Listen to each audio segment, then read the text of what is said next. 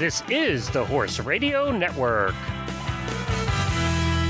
This is episode 296 of the Dressage Radio Show on the Horse Radio Network. This episode is sponsored by Total Saddle Fit and EasySignsOnline.com.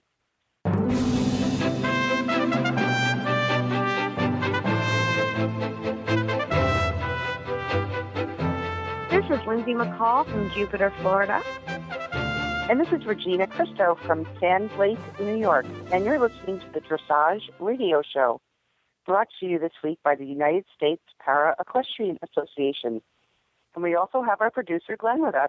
Hey, Hi, guys. Glenn. Hey, welcome back. It's been a while. We had the holidays ran in. We missed a couple episodes, so it's good to have you guys back in 2015. Thanks for having us.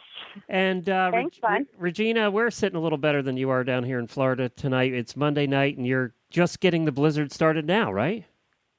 Yeah, we are. I'm a little jealous of you guys, but it's the great Northeast, and luckily we're kind of on the fringe of it, and we're probably only going to get about 15 to 18 inches, so I actually feel that's happy about that. Where you live over there near Buffalo, that's nothing. That's like a day's snow. Yeah. I know. It doesn't really bother me too much. You got a truck and you have four-wheel drive. You just do what you got to do, but it's tough for a lot of people, you know, especially in the city. So we'll just keep our fingers crossed that everybody's safe and sound. Now, do you have horses up there with you? I do. I actually board at a small local place about 5 minutes from my house. And, you know, it's been actually pretty cold this winter and, you know, it's just been kind of frigid, actually. So we have it indoor, so I do try to ride a lot, but, you know, sometimes the weather keeps you in a little bit, but the horses are out and they love it and they're bundled up and they don't really care. They'll be out tonight? No, they won't be out tonight, but when the snow stops tomorrow, they'll be in during the worst of the storm, but as soon as it lets up, they'll be out. They'll be out again? So, they're tough New York horses. They get it. They are, and, you know, our horses, they have quite the wardrobe, and they're bundled from head to toe, and it's good for them to be out, and they don't mind it at all. Now, I have a 13-hand driving pony. He would be covered up by the drifts you're probably going to have, so you wouldn't even find him. His little nose would be sticking out the top, and that would be it. Oh, we'd have to bundle him up really good then. Well, we wish you luck up there. Did you try to go to the store? Was there anything left, or was it completely empty? I'm sorry? Did you try to go to the store today, or was there anything at the grocery store, or was it completely empty?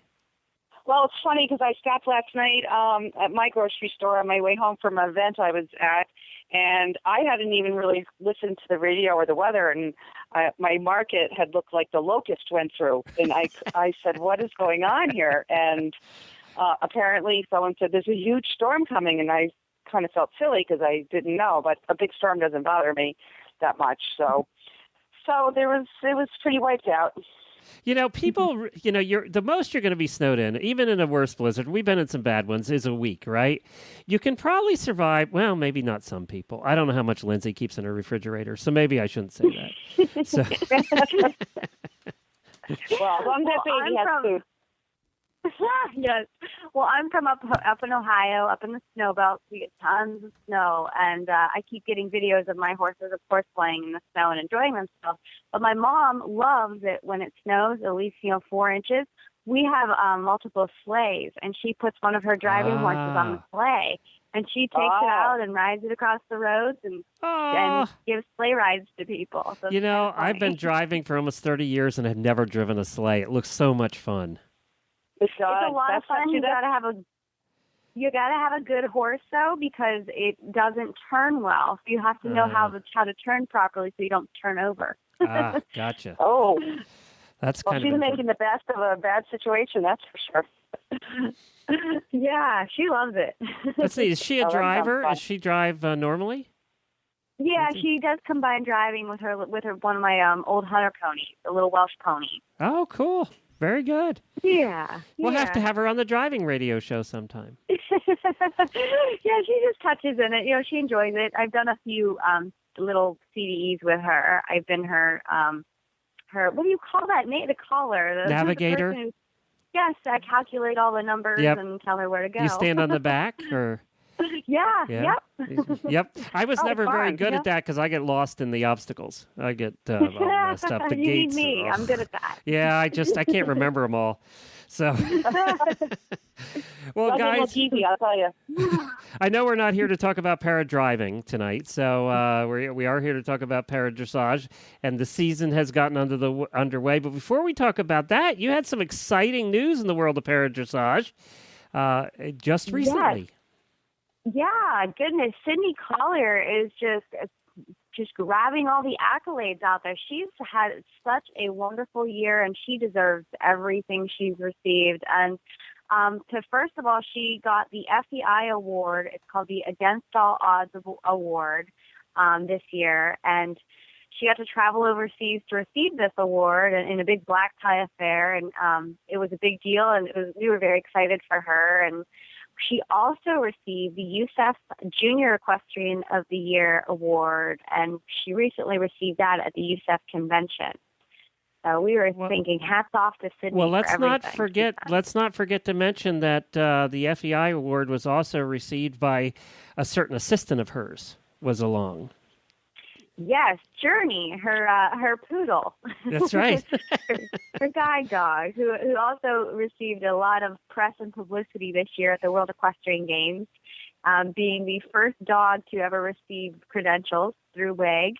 And yes, he also received the award for everything he does for her.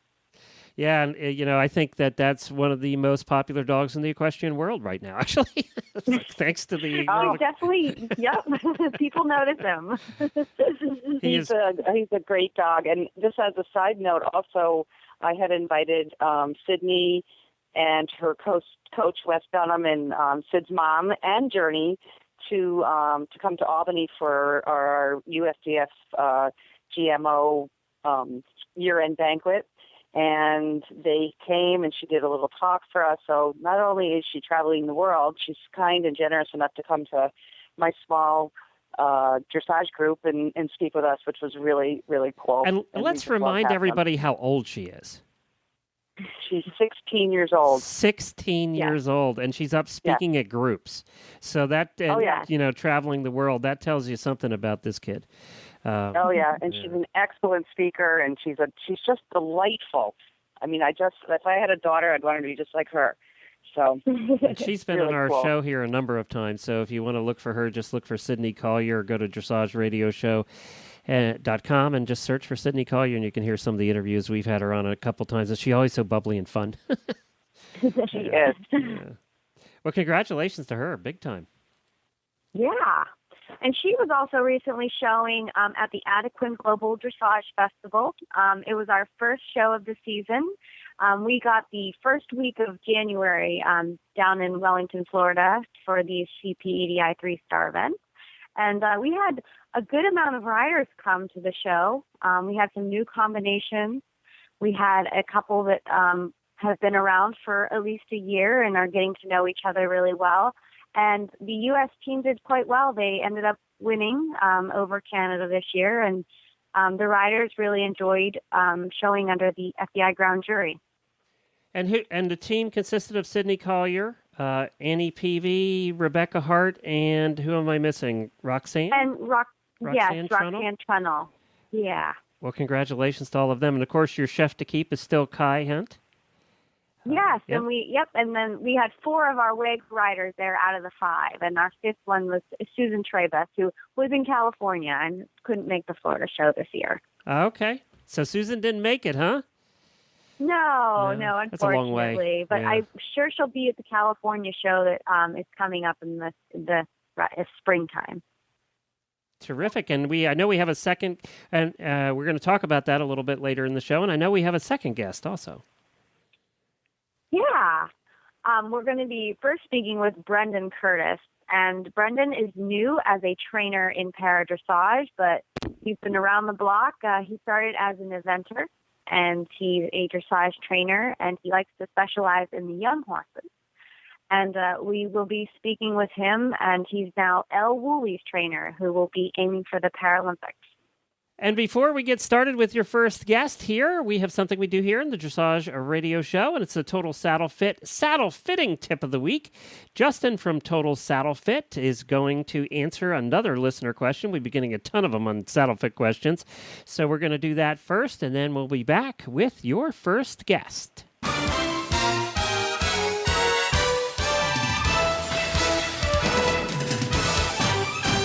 This week's dressage training tip is brought to you by Total Saddle Fit, home of the shoulder relief girth at TotalSaddleFit.com. Back again on the Dressage Radio Show. Justin from Total Saddle Fit is here to answer the questions of our listeners regarding saddles, saddle fits, girths, girth fits, and who has the best pizza in Chicago.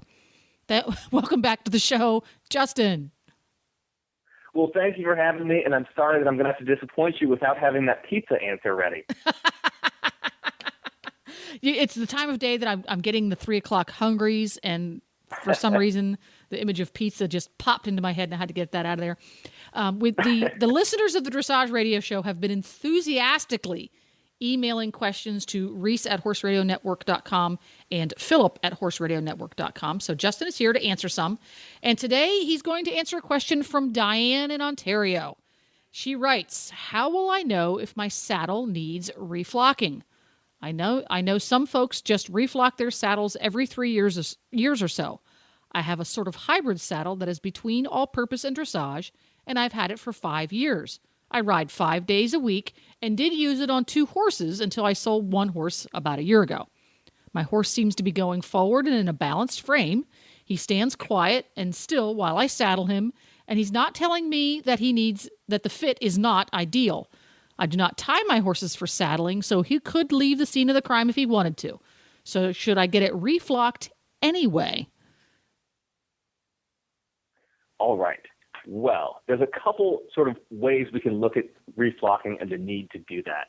One is from the more fine-tuned fitting perspective, which is the saddle sitting balanced and level, longitudinally from front to back? Is it balanced left to right? Make sure, is the saddle shifting off to one side? Because most horses have some degree of asymmetry, and over a long time period, like what Diane mentioned, 3 years, many saddles will start to shift one way or the other. So if we're talking about that kind of fitting, and if your saddles do move around like that, they do have some kind of sort of shift or imbalance that happens over time, definitely as soon as you notice any of these imbalances, it's very important to get it checked and get it reflocked. For a lot of horses, that tends to be closer to the 1 year mark, but it varies wildly from horse to horse and saddle to saddle as well. Now, if we're speaking a little bit more generally, and we're not talking about these fine-tuned details, we're just talking more about maintaining the saddle, maintaining the panels, making sure they're generally in good condition.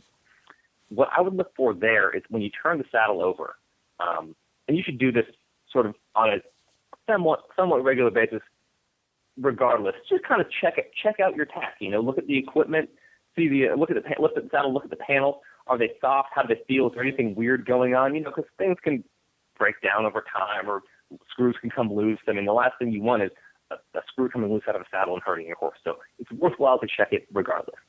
But as we're talking about checking the panels specifically, and you don't notice anything weird as far as balance goes, the 2 things you want to look for is the density of the panels. So it could go one of 2 ways with that. We ideally want panels that are nice and soft. Just kind of like a pillow you'd want to sleep on, something like that. But something needs reflocking when if that soft wool has compressed so much, the panels are almost like empty feeling, where you can push your finger in there and feel the tree underneath it. That would be a suggestion that it might be time to get it reflocked. On the other side of it, for a slightly more densely flocked saddle, if the wool has compressed so much that it's just kind of gotten rock hard, and this happens for older saddles and saddles that go much longer terms without any work to them. But if it's gotten really hard, that's another sign to get it reflocked and get some fresh wool in there. It's fluffier, it'll be softer to mold around the horse's back better, and just be more comfortable overall. Those are the 2 main things. And a little, to add on to these sort of older, more densely flocked saddles, every once in a while you'll find that wool, which is what many saddles out there are flocked with, the wool can kind of bunch up and get a little bit lumpy sometimes. And as you run your hand with some pressure along the length of the panels, if you notice any spots where it kind of feels like there's a knot there, again, another sign that you probably want to get the flocking work done, because those lumps are only going to add just a little bit of undue pressure to your horse's back. And a great way to witness and feel for yourself all of those attributes to saddles that need to be reflocking is go to your local swap meet or yard sale or yard tax sale and pick up all those 500-year-old saddles that people are trying to sell for $25. Those saddles have those attributes. You're absolutely right. That's such a great point. I never thought of it that way, and you're totally on it with that. Those old saddles are perfect examples of how not to have a saddle flocked. So pick those up and play with them, and then go home and play with yours and see if they're similar. And if they are, you need to call somebody. That's right. There we go. Now, for someone who has a saddle that is not flocked, one of the foam panel saddles, does foam get hard, or does it just break down and get flat? Foam, it will break down, but we're talking over very, very long periods. Generally, for the life of a saddle, there's not a heck of a lot you can really do with the foam. I know people can put some fitters will put wedges in between the saddle and the foam panels to account for different balance issues and stuff. Mm-hmm. But as far as it breaking down or softening up over time, it doesn't have that element, because it is one rigid piece of material, as opposed to wool, which is kind of a more pliable, natural fiber. Yeah. So the sort of general the general thought is that the wool requires some maintenance, but is natural, softer, more comfortable for a horse, molds to their back much better, while foam is lower maintenance, and you pretty much, for the most part, you don't have to touch it for a really, really long time, but at the same time, it doesn't really change with your horse. It is what it is, what it is. Like a cheap pair of shoes. It is what it is, what it is. If they don't fit when you buy them, they'll never fit. That's right. There we go. Well, thank you very much for answering Diane's question. Diane, I hope that helped you out, and we will be seeing you again soon, Justin, I'm sure. This tip was brought to you by Total Saddle Fit, the shoulder relief girth that Reese and Phillip both love. And here's why. The saddle fit solution you have been waiting for is finally here. TotalSaddleFit.com is proud to introduce the shoulder relief girth.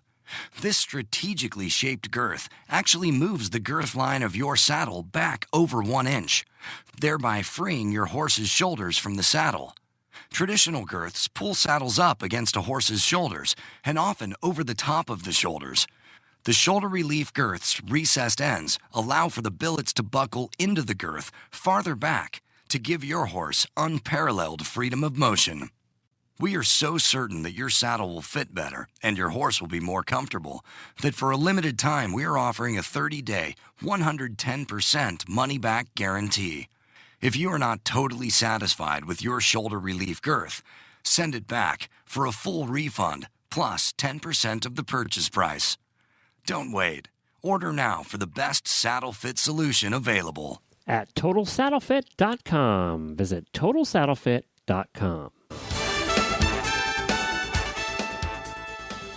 Hi, Brendan. Thanks for coming on the show tonight with Regina and I. Hey, guys. Thanks so much for having me. So I'd love to know kind of your background. Could you give us, our viewers, a little background and bio? Yeah, for sure. So I started off eventing, switched to dressage kind of in my late teens, then focusing on that, took a working student position with a lady in Maryland, Felicitas von Nomen Kosel. I was with her for 6 years as a working student, probably from 2001 until 2007. Then I moved to North Carolina to become an assistant trainer for a gentleman named Jim Coford. I was with Jim for about 3 years before I branched off into my own and formed my own dressage training business, Curtis Dressage LLC. I've been doing that for about, I think that was since 2009, and moved to, I'm now based out of the Lancaster, Pennsylvania area. Have mostly focused on young horses, but then I've had, some young riders that have gone to the North American Young Rider Championships, and now taking on a student who hopefully the aim is for the Paralympics in 2016. Awesome. Did I hear you say that you worked with Jim Coford? Yeah. I worked for Jim for about 3 years. Oh, wonderful. He also coaches one of the para-dressage riders. Yes. I'm Mary blanking on her Jordan. name, but Mary Jordan. Mary exactly. Jordan. So. Yeah. So, what are your thoughts on para-dressage after completing the first international show and seeing that and working with Elle Woolley? It's been quite a learning experience, to be honest. This is my first sort of foray into the para-equestrian world. So Elle had a horse, and when I met her, she was training in Florida last season. That horse unfortunately had some health-related issues, and so has been kind of recuperating from that. We've been looking for another horse for her to find. Vince Ramos riding program was generous enough to donate one for her use.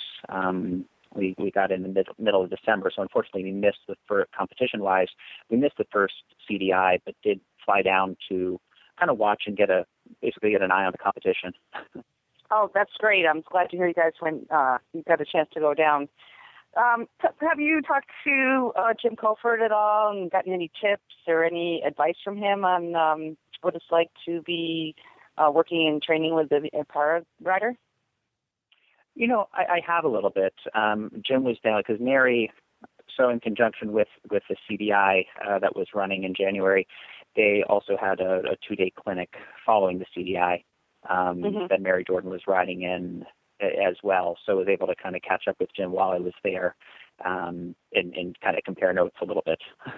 So what's your next move with Al? And I know, like you said, this is kind of new to you. You're getting your feet wet, but what are your future plans? Yeah. So the short-term plans are to utilize, she's still getting familiar with her horse. The plan is to utilize some schooling shows to get him out and see kind of what his reactions are going to be.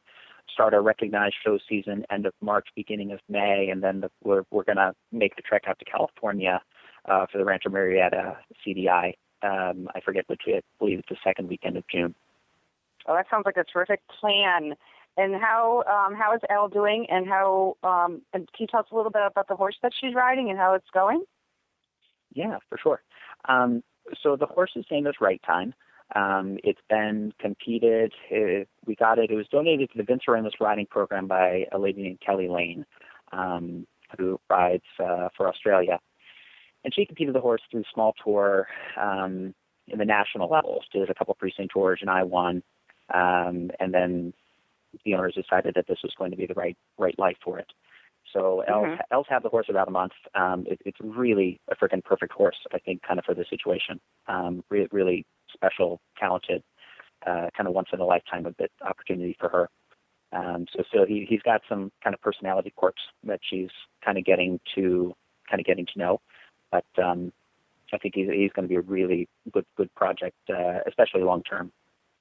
And Elle Woolley, she rides with one hand, like a few of our other riders. And each rider that does ride with one hand uses different aids. What in particular do you guys use with this horse for Elle? In particular, the biggest thing that we use, for this horse is a bar.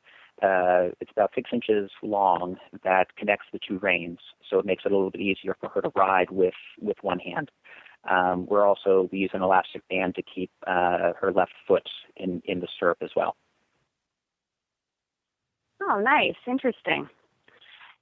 And what have you noticed, like, crossing over from dressage and para-dressage? Obviously, there's a lot of parallels. What have you gained from para-dressage, training that versus dressage? That's a tricky question. It's been really eye-opening to kind of watch all the different, kind of para-equestrians with their different, disabilities. It's made me more aware of where I have to focus on training the horse to be a little bit more responsive to make up for where Elle isn't able to be as strong. But at the same time, one of the cool things was, like you mentioned the word parallel, was how much these folks really want not be viewed as disabled and really to Right. kind of ride parallel and get their butts kicked the same way any able-bodied athlete is going to, and just kind of keep up a pretty high standard, I think, and not slack off. Brandon, what would you describe just like a typical training day with Elle and the horse and you? Can you just tell us a little bit about how you proceed with that? For sure. So typical day, we've been working the horse kind of on a Monday through Saturday type program. We usually do one lighter day. We started mixing it up a little bit in terms of utilizing some cavaletti. I think we're going to actually try free jumping the horse for the first time this week. But it's been winter; they can't get outside so much. So just kind of break up the monotony of 20-meter circles. But normally, I'll warm the horse up, for Elle for about probably 15 to 20 minutes. Do a lot, do a lot of transitions, help work through some of the stiffnesses that the horse may have, and try to further his training as well, so Elle can kind of focus on learning what a good feel is, and not having to do too much of the kind of dirty work, per se at this point. Well, I get to know the horse as well. So we generally work the horse for about an hour each day, and I'll be on for probably 40 to 50% of the time. Wow. And when you went to look for this horse, I guess when you look for any horse, for any of your riders, what were you looking for specifically? Mostly compatibility between Elle and the horse. This was a little bit of an interesting situation that we didn't go out to look for. We more went down. We got a phone call saying that this horse had been donated to Vince Ramos, and to come down and see if the personalities might be a match. So it was mostly, we knew, given its competition record, knowing the training, that the training program that the horse had come from, that the quality was there and the training was there, but just was it going to be a personality match between the two of them, and would the horse be tolerant of somebody who's physically compromised? Right. And as far as what you know of the horse, I mean, planning a trip out to CDI out in California, we pretty much all know how much time and effort and patience and money and blood, sweat, and tears it takes to get to these competitions. Do you think he's going to be a good traveler, and how do you think that's all going to be? I anticipate him to be a fairly solid traveler. He was born in Germany and then shipped to the actually Canada when he was a young horse. I believe the first owner bought him when he was 1.5 years, and spent time in Canada, and then was shipped down to Florida. Maybe he was leased for a little while to a barn up in Michigan, and then we shipped him from Florida to Pennsylvania again, and he settled in, really was right as rain within 24 hours. So he's got a fair amount of travel experience already. So I think he's a pretty good candidate to be able to, kind of campaign across the country like this. Oh, that's really good, because not all horses like that very much. Oh, that's terrific. I'd like to know, Brendan, you mentioned you are training a lot of young horses. I'd like to know kind of what your program is with young horses. Okay. I've developed a little bit of a niche in the young horse market and young horse world, where I've been very passionate about it, and have a lot of my influences have been breeders and young horse coaches and riders, and really think it's an area in the U.S. where we're a little bit lacking, and it's a really fun part of the horse's life to be a part of. I get a lot of, we end up starting about 6 to 8 horses every spring, from certain select breeders, and campaign them for both local shows. And I had 2 6-year-olds qualify for the national championships out in Lamplight last year, and have another 5-year-old that'll be campaigning for the same championship this year, and just trying to pick out horses that really can represent the breed and in national level competitions like that. How do you bring them along so you're not pushing them too much? I think that I tend to use the young horse program as very loose guidelines.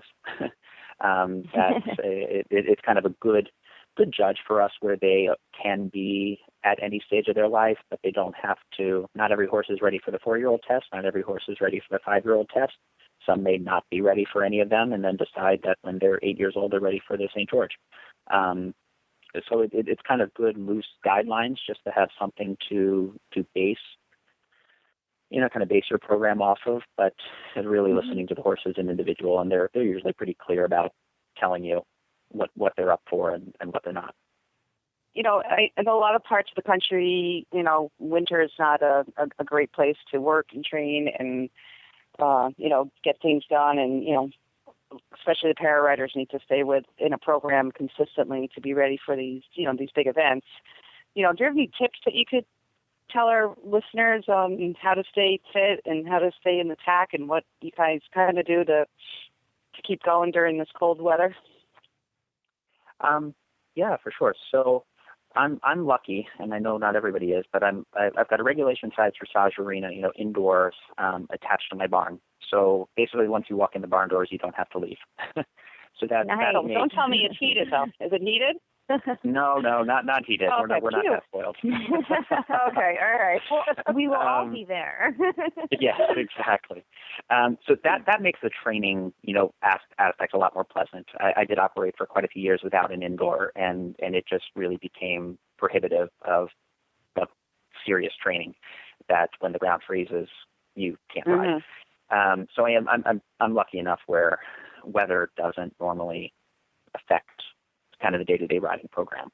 I know I'm also a very firm believer in kind of the rider's physical fitness, and so I personally go to a gym, 2 to 4 days a week, and work with a trainer, and Elle does the same.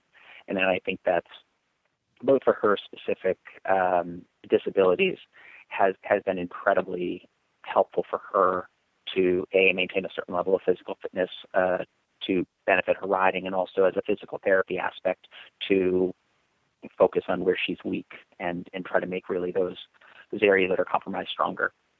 So really between the two, it's been kind of a good program. Brendan, do you have a way for people to contact you if they're interested in learning more about you? The best way would be through email.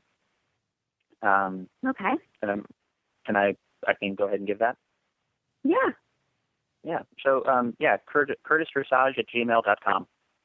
Well, we want to thank you for coming on the show today and for giving us your tips and your young horse. I was talking about your young horse training program, and also kind of letting us know how you felt about the Para-Dressage program. Yeah. It's really been a fun program to be a part of, and really appreciate kind of programs like this radio show, bringing it out to the public and letting folks know what's going on.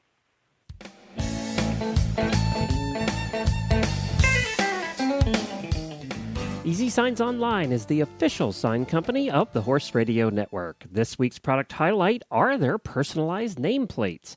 Perfect for horse stalls, tack rooms, lockers, bedroom doors, dog kennels, or whatever you can think of. Choose from hundreds of online graphics to further customize the nameplates from EasySignsOnline.com. Made from 1/2 inch thick solid PVC signboard, these colorful and unique one-sided nameplates are 3.5 inches by 16 inches and are designed for durability, long-term indoor or outdoor use. They are only $39.95 each, and remember, free shipping on most orders over $100. Visit them at EasySignsOnline.com.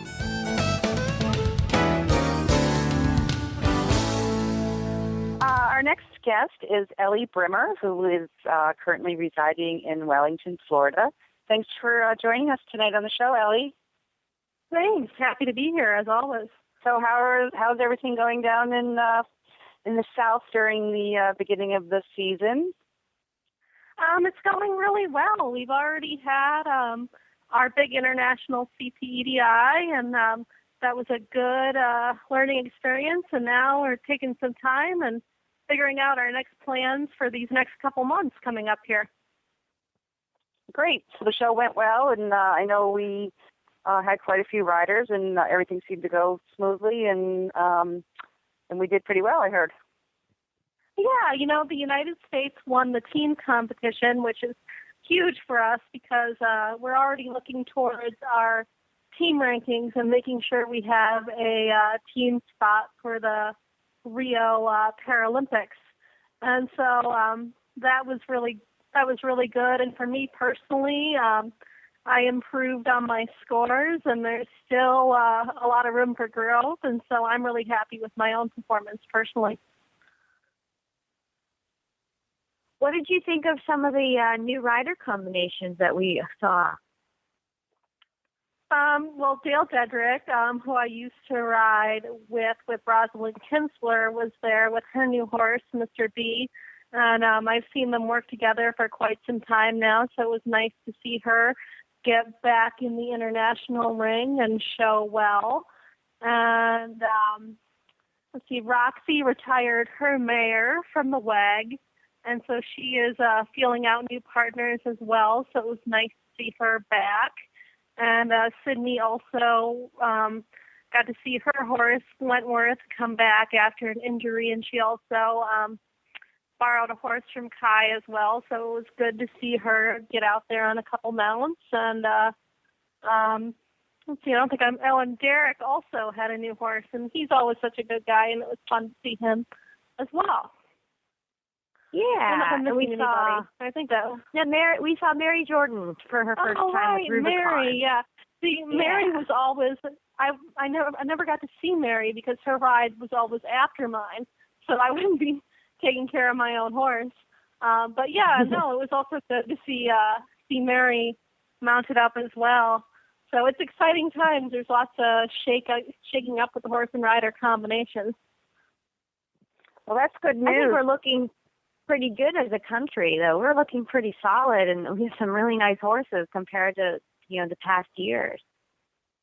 I know. When we spoke in some of the rider meetings, Kai had said he talked with the judges and said they were really pleased with the quality of the horse flesh that we have right now. And so now this next step is to unfortunately take the time and get everybody together and solid as combinations. And I think we can be a force to be reckoned with for sure. Great. So Ellie, tell us, we know you're working with a new trainer, Shelley Francis, who is a pretty big name in our U.S. dressage world and able-bodied. Can you tell us a little bit about Shelley and how you are working with her and how are things going? Yeah, sure. I came to work with Shelley because I bought this place down in Florida at the end of last season, and I'm looking towards staying in the South a little more long-term. So I wanted to be with somebody who was going to be here on a more of a year-round basis. And Shelley is based out of Waxahachie in White Fences. And she's, like I said, she's a fabulous high-performance rider. I really enjoy working with her. We've really kind of raised the bar, been very picky about attention to detail. She's very, very exacting about how she wants, every little piece of tack, everything's fit. The horses are very well conditioned. She just wants nothing to interfere with the training, which I really like. It's up to my own horsemanship level, and we just work on a lot of basics because right now that's what I need. It's a lot of transitions, a lot of very simple things, but I think it's going to really benefit us in the long run. And I do know I saw, even though I had some mistakes in my tests, I did get some higher scores on a lot of the other things. So I think the quality is improving, and so I'm really happy with my work with Shelley, and I'm looking forward to continuing that over these next couple months. What does a lesson with Shelley look like? With Shelley, she likes you to think independently, so she doesn't give you she doesn't say today we're going to work on X, Y, Z. It's a lot of times I'll come to her and say, can we, I've been working on my canter transitions, and so we do a lot of those, and it's focusing a lot on changing little things like body positioning and going where I'm looking. She's very big on making sure the horse has to follow where you look, and it's a lot of simple things. And she also she likes to be able to take long breaks and then pick something up again. And so it always switches things up for the horses. And she also makes sure they get out of the ring on a weekly basis. The horses go hack with a little loop and white fences. So that's really nice for them. Great. That sounds like it's working out nice. And how's your horse Louie doing? Oh, he's perfect, as always. Okay. He's, like I said, we're kind of in a new program and getting things worked out, and I'm really enjoying him. He's fabulous. Actually, the broker who I used in Europe is going to come down and visit this spring, and she wants to see him. So I'll be excited to see Gunda again. That'll be really fun. But he's been great. Even at the CPEDI, we got to do a little exhibition for the paras, and we did a little demo under the lights and kind of trotted around the main stadium ring. And he's such an even temperament, such a nice guy. So I'm really happy with him right now. With you being down here in Wellington, what are you planning to do the rest of the season? Right now, I am considering there's still some things that I want to fix in my para tests. I want to make the tests a little cleaner, have a little better transitions, things like that. So I actually did a little research, went on the FEI website, looked up all our para judges, and I saw which ones that are coming up on the CDI panels that'll be here. And so Christy Wysocki is going to be back from Global at the end of February. And then we have, she's a 4-star para judge. And Freddie Lehman, who is a 5-star para judge, is going to be here for 2 weeks.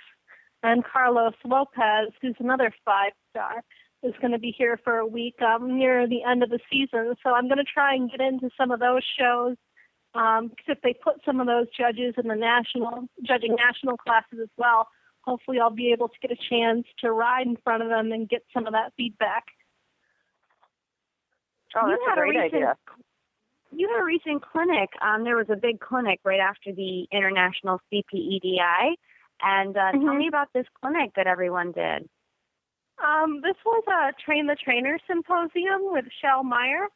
And we were used as demo riders to help new trainers and coaches. Like I know you had Brendan on earlier to help them better understand the high performance para world and what the judges' expectations are. And of course, as a rider, I benefited from that, getting Shell's opinion because we do have such few opportunities to get in front of these judges, and so it was really nice to get some feedback. And now I've got some good stuff to work on, and I'm looking forward to getting back in front of him again sometime soon. Well, we look forward to hearing a little bit more about you in the coming months and hear how you do in the coming season. And thank you so much for coming on the show today, Ellie. Oh, well, I always like talking to you guys, and I hope to see both of you soon. Regina, if you ever want to get back out of the cold, you're more than happy to come visit again. That was so much fun. Thank you so much. Great talking with you guys, and I'm sure I'll see you soon.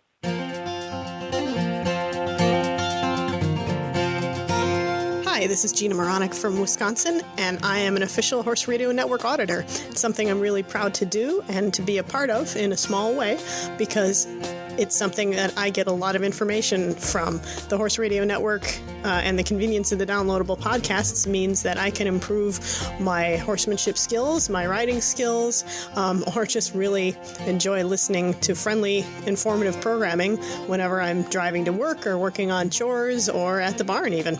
So I hope you find it as enjoyable as I do. If you do, go to horseradionetwork.com and click on the banner to become a Horse Radio Network auditor. For as little as $1 a month, you can be involved in this great thing too and keep it going. Thanks.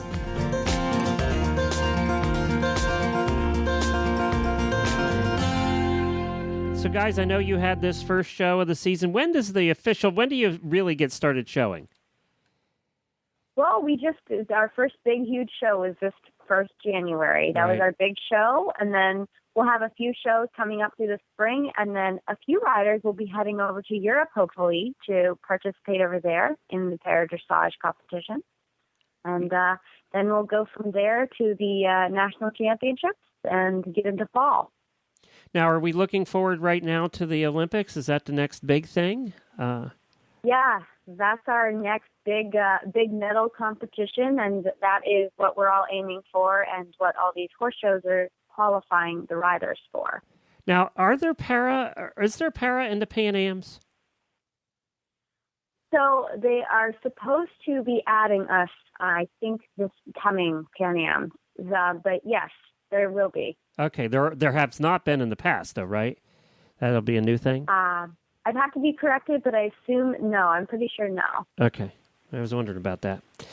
Well, and prospects, I mean, you seem to be very excited about the new horses and new combinations that are coming up. Is that something that, we have a little over a year and a half till Olympics. So is that something we're excited about? Yeah. Regina, what do you think? Oh, I think unfortunately, I didn't make it to the first big show the beginning of this month, but I heard a lot of great things about the horses, about the riders, the teamwork.